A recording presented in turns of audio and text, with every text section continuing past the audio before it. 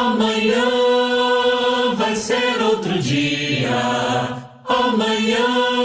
As manifestações de sábado contra o governo do presidente Jair Bolsonaro reuniram milhares de pessoas de forma pacífica. Estou desempregado e esse é um dos motivos que eu estou aqui hoje. Eu não tive direito ao auxílio emergencial, a gente está cansado, a gente quer que esse genocida saia da presidência desse país. O desdobramento das mobilizações desse sábado, segundo os analistas, é que Bolsonaro perde o monopólio das ruas. Agora Bolsonaro não pode mais falar que o povo está na rua em seu apoio. Estou aqui principalmente pela recusa do presidente Bolsonaro à compra de vacinas por 11 meses e pelo incentivo dele ao não uso da máscara nas ruas. Aquela ideia de eu autorizo o presidente não é mais tão simples, porque agora a gente viu um grande contingente de pessoas dizendo que não autoriza o presidente. A exceção se deu aqui em Recife, onde a tropa de choque da Polícia Militar de Pernambuco avançou sobre os manifestantes. Repudiamos essa ação violenta. No país que mata pessoas pretas a cada 23 minutos, no Brasil onde o presidente nega a vacina, no Brasil onde o presidente é um genocida, as pessoas têm que ir para as ruas, porque ficar em casa também está matando. Um ponto que quando o governo é mais perigoso do que o vírus, o nosso dever é sair às ruas.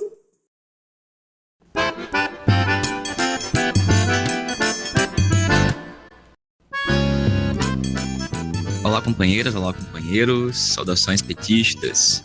E essa é mais uma edição do podcast Em Tempos de Guerra, a Esperança Vermelha. Hoje é segunda-feira, dia 31 de maio. Eu sou o Patrick e conduzo a conversa junto com vocês. Na edição de hoje, a gente vai dedicar a comentar as mobilizações do último sábado, dia 29 de maio, que tomou conta das ruas do país. A gente vai escutar relatos de São Paulo, da Companhia Jandiru Errara, da Direção Nacional da CUT, do Rio de Janeiro, do companheiro Olavo Carneiro, da Executiva do PT do Rio de Janeiro, e do companheiro Rodrigo Poleto, secretário da JPT, Rio Grande do Sul, sobre os atos de Porto Alegre.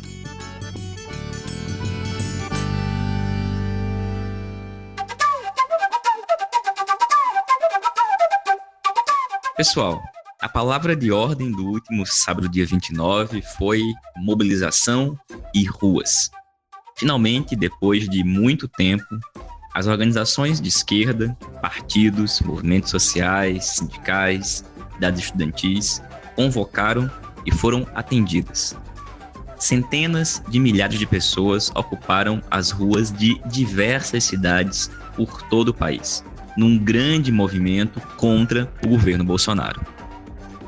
Um governo que, no dia de hoje, 31 de maio, é o principal responsável pelas mortes das mais de 462 mil pessoas em decorrência da Covid-19. Mortes que podiam ter sido evitadas se tivéssemos tido vacina, auxílio emergencial e um governo que não fosse negacionista, que incentivasse a contaminação. Além disso, também é o governo responsável pelas mais de 20 milhões de pessoas que passam fome e das 40 milhões de pessoas desempregadas. Um governo que, mesmo sendo o culpado por tudo isso, se mostrou resiliente diante da oposição, principalmente parlamentar e institucional. Por isso, ir às ruas, organizar a resistência, foi uma medida mais do que necessária, mas imprescindível para que nós retomássemos, em algum grau, mais uma arena dessa batalha. Afinal de contas, ao longo dos últimos meses, foi a direita, foi a base de apoio do bolsonarismo que ocupou, fim de semana após fim de semana, as ruas do país. E agora, nós temos novamente essa arena em disputa. E foi uma grande demonstração de força. E como a gente vinha falando já aqui há algum tempo, para enfrentar o bolsonarismo, para enfrentar a ultradireita, não bastaria a oposição parlamentar e institucional. E a demonstração de força dada no último sábado se mostrou, como deveria ser, imprescindível para iniciar um processo de virada de jogo em nosso favor. Na maior parte dos lugares, os atos aconteceram de forma pacífica e com muita, mas muita adesão popular. Ou seja, uma parcela dos trabalhadores e das trabalhadoras que já são obrigados a ir às ruas todos os dias para tentar sobreviver, no sábado esteve lá também para lutar. E contou com o apoio de setores organizados da classe que, no sábado, foram para a rua organizar essa resistência. Infelizmente, em alguns lugares, houve repressão, como, por exemplo, em Pernambuco. Lá no Recife, a polícia militar reprimiu os manifestantes com muita violência. Tem 2 casos, pelo menos, em que balas de borracha atingiram o globo ocular de pessoas. Uma delas já perdeu a visão e uma outra se encontra em um estado muito grave. Além disso, a vereadora do Recife, pelo PT, Liana Cirne, foi atingida covardemente no rosto com um spray de pimenta por um policial, simplesmente porque estava questionando as razões daquela abordagem tão violenta. Os exemplos do que aconteceu em Recife indicam que os setores bolsonaristas presentes nas polícias militares não toleram que as manifestações aconteçam.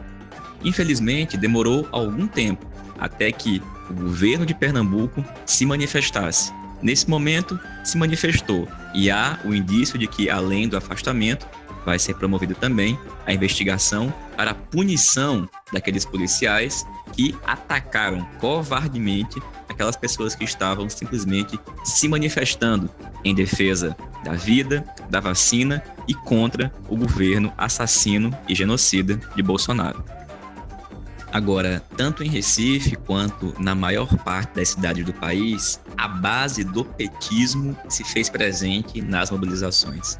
Mesmo que em alguns lugares, como foi o caso de Pernambuco, isso seja algo contra a orientação da maioria do partido.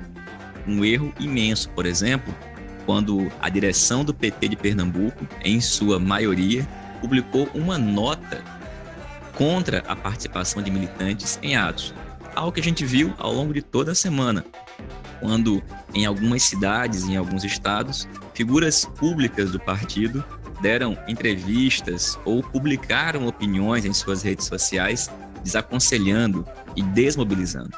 Infelizmente, essa não foi a linha adotada por uma expressiva parcela da base e da militância do partido, que foi às ruas seguindo todas as medidas de segurança, com máscara, álcool em gel, no máximo possível de distanciamento, mas por entender que a gente tem um governo que é tão ou mais perigoso do que o vírus. E até para a gente poder derrotar o vírus, primeiro, nesse momento, a gente precisa derrotar o governo. E a linha adotada por aqueles que foram contra a ida às ruas, nesse momento, impede que a gente derrote o governo.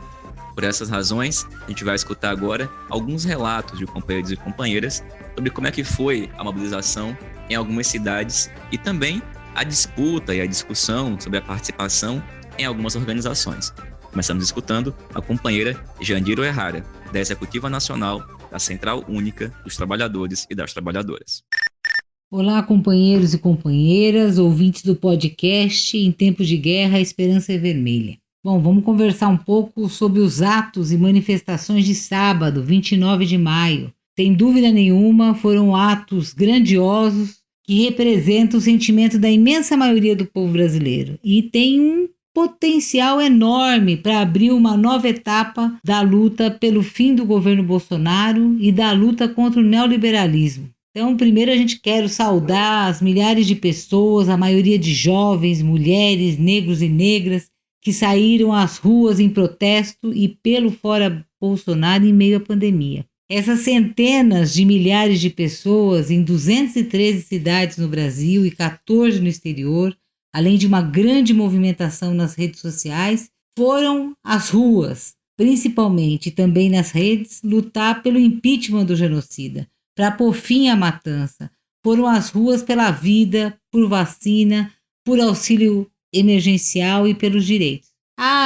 Foram atos grandiosos, né, e de grande capilaridade, que mostram a vontade de lutar e de derrubar o Bolsonaro pela maioria do povo brasileiro. Foram centenas de organizações populares. É importante destacar que esse ato foi decisão da Plenária Nacional das Lutas Populares da campanha Fora Bolsonaro, que reúne as organizações das Frentes Brasil Popular e da Frente Povo Sem Medo, mas também centenas de outras organizações espalhadas por esse Brasil afora. A realização do 29 de maio foi uma vitória dos setores populares de esquerda, mesmo quando muitas grandes organizações, inclusive boa parte da maioria que dirige a CUT, ainda resiste à convocação de atos de massa por causa da pandemia. A CUT São Paulo, a CUT Sergipe foram exceções e convocaram fortemente os atos, e também em muitos estados houve uma grande participação de sindicatos, de militantes sindicais cutistas e das direções das CUTs locais.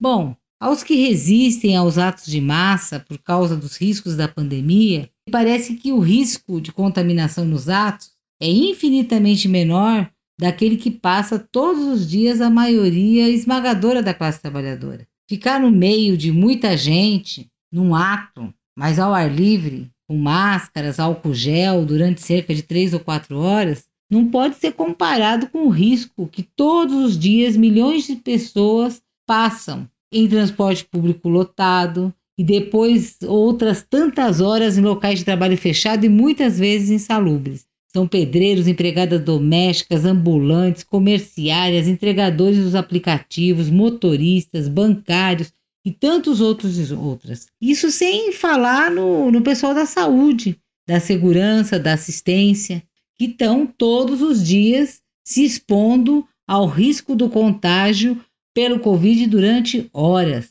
Portanto, é claro que existe algum risco, nos atos de massa, mas eles nem se comparam, tá certo, àquele que a maioria da classe trabalhadora, como eu disse, passa todos os dias. Então é nosso dever, é nossa obrigação, tá certo, organizar a luta com todos os cuidados sanitários, com todos os cuidados da segurança, porque também a gente viu, a ação da PM lá em Recife. Isso não é só em Recife que acontece.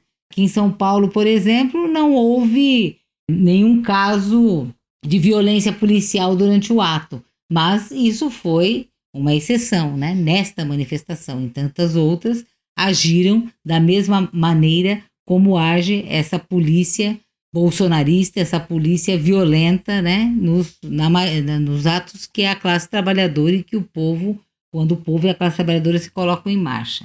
Bom, essa situação da convocatória, dos atos, de certa forma isso mostra, se por um lado, os sindicatos, CUTs, uma conexão com setores organizados da classe trabalhadora que estão lutando pelo home office, como professores, servidores públicos, bancários, por outro, mostra também uma desconexão com a maioria de trabalhadores precarizados e sem representação sindical que compõem a maioria da classe trabalhadora no Brasil. E essa desconexão precisa ser resolvida. E, a meu ver, nesta conjuntura, agora, nesta etapa da luta contra o governo Bolsonaro, é fundamental que a gente construa imediatamente uma greve geral. Nem que seja começando com um dia, mas que unifique as pautas e coloque o conjunto do movimento sindical em marcha com a juventude, com as mulheres, com os negros e negras e os movimentos populares que colocaram nas ruas o Fora Bolsonaro no dia 29 de maio. E nenhum passo atrás, gente? Nós precisamos avançar, mantendo e ampliando a unidade de todos os setores populares de esquerda para derrotar o Bolsonaro e seu governo antes que eles destruam o país e antes que a terceira onda do Covid, a quarta onda, a quinta onda, enfim, inclusive para tomar as medidas sanitárias necessárias, é preciso derrotar o governo Bolsonaro o quanto antes. Então vamos para a rua agora, como eu disse, de uma forma organizada, com todos os cuidados, mas inclusive para conter a matança nesse país, a matança da pandemia, é preciso deter e derrotar o governo Bolsonaro. Bom, eu queria dizer que é muito importante e é preciso a gente continuar fortalecendo a plenária nacional de organização das lutas populares da campanha Fora Bolsonaro, que convocou e organizou os atos de maio, tanto do dia 26 de maio, lá em Brasília, quanto do dia 29. E é nesse espaço unitário que a gente deve debater e encaminhar os próximos passos da luta coletiva. As frentes e a campanha Fora Bolsonaro vão se reunir nacionalmente ao longo dessa semana para avaliar as mobilizações e propor novas ações, e provavelmente em muito breve será convocada uma nova plenária nacional. A CUT, o PT e centenas de outras organizações compõem a campanha Fora Bolsonaro. E a unidade que nos trouxe até o dia 29 de maio é fundamental que ela se amplie e que ela se consolide para as próximas ações. São grandes, imensas as batalhas que esperam a classe trabalhadora brasileira e para vencê-las nós precisamos contar com a nossa organização. Nós não podemos ter nenhuma ilusão na classe dos capitalistas, daqueles golpistas que por hora pode ter alguma divergência com Bolsonaro, né? Seja eles do centro ou da direita. O caminho do Brasil para o futuro é pela esquerda, nenhum passo atrás, em frente pelo Fora Bolsonaro. Valeu, Jandira. Obrigado, companheira. A gente vai escutar agora o companheiro Olavo Carneiro. O Olavo é da Executiva Estadual do PT do Rio de Janeiro. E comenta também como foram os atos na cidade, no estado do Rio de Janeiro, e uma opinião sobre as posições contraditórias sobre a realização ou não das atividades. Olá, ouvintes do podcast Em Tempos de Guerra, a Esperança é Vermelha, conduzida por nosso grande companheiro Patrick Araújo. Aqui quem fala é Olavo, da Executiva Estadual do PT do Rio de Janeiro. Vou hoje aqui contribuir com uma breve análise sobre o 29 de maio aqui no estado do Rio de Janeiro. Bem, no estado do Rio de Janeiro, nós podemos dizer que o 29 de maio, eu não vou falar que foi um sucesso, mas que foi a expressão do desejo de milhares de militantes da esquerda fluminense, com o desejo e com a compreensão da necessidade de ir para a rua. Nisso aqui não vai nenhum demérito, nenhuma crítica aos companheiros e companheiras que, preocupados e preocupadas aí com a contaminação, resolveram não ir, é legítimo, nós respeitamos. Mas o fato é que, pelo menos em 17 cidades do Rio de Janeiro, ocorreram protestos e atividades do Fora Bolsonaro. Esses protestos e manifestações ocorreram em quase todas as regiões do estado, e a maior, como não poderia deixar de ser, foi na capital, até porque algumas cidades da região metropolitana organizaram caravanas e participação no ato na capital, em frente ao monumento Zumbi dos Palmares, na Avenida Presidente Vargas. Há avaliações de que reuniu de 30 a 60 mil pessoas, fortemente a presença da juventude. No plano sindical, notamos a presença marcada do sindicato de professores e de técnicos administrativos, das universidades em especial. Então, foi um ato marcado muito pela essa indignação e a vontade de ir para a rua.